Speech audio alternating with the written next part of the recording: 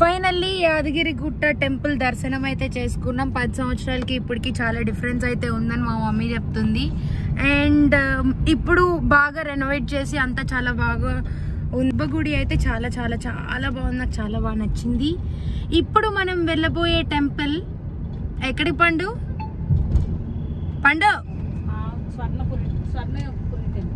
స్వర్ణపురి వెంకటేశ్వర స్వామి temple. Okay, ఇప్పుడు అక్కడ ఎలా ఉంటది అనేది చూపిస్తా. స్టోరీ చెప్పింది వాళ్ళ కొడుకు కోసం కట్టించారు అని అన్నావు కదా, అదే ఈ సురేందర్ పురి.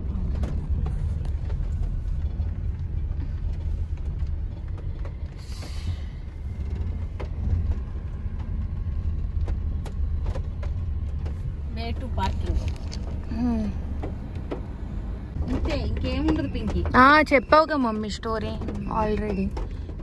అన్ని టెంపుల్స్ కలిపి ఉంటది అంతే. చాలా ఇలాగా ఫస్ట్ ఆ మెయిన్ టెంపుల్ మనం అక్కడికే వెళ్ళాలి. నాకు ఆ టెంపులే కావాలి నెక్స్ట్.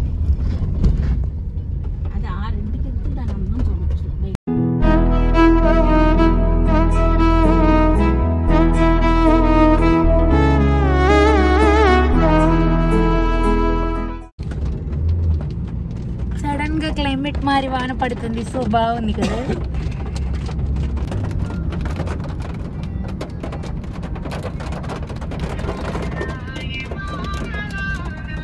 ఇప్పుడు సింహం కనిపించాలి నాకు. ఇందాక నాకు కనిపించమంటే మీరు నన్ను ఏడిపించారు కాబట్టి నేను సింహాన్ని నా వీడియోలో తీసుకోవాలి.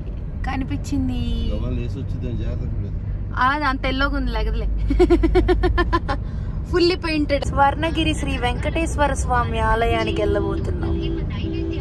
ఆన్ ద వేలోనే, యాక్చువల్లీ యాదగిరి వెళ్ళే దారిలోనే. ఇప్పుడు రిటర్న్ వెళ్ళేటప్పుడు ఆ టెంపుల్ చూస్తాం అనమాట కంప్లీట్ గా. ఈ వీడియో ఎండ్ అయ్యేలోపు మొత్తం ఆ టెంపుల్ అంతా క్లియర్ గా చూపిస్తా. ఈ మధ్య ఇన్స్టాగ్రామ్ రీల్స్ లో చాలా ట్రెండింగ్ గా మారిన టెంపుల్ అనమాట.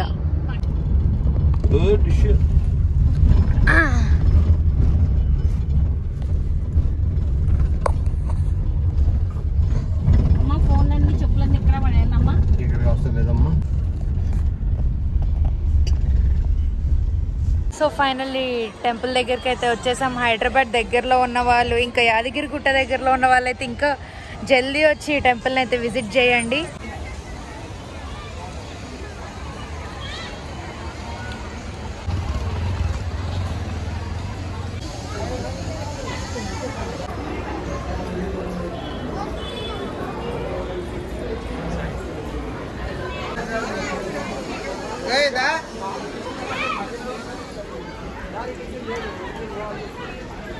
అప్పటి నుంచి ఏం చేసినావు?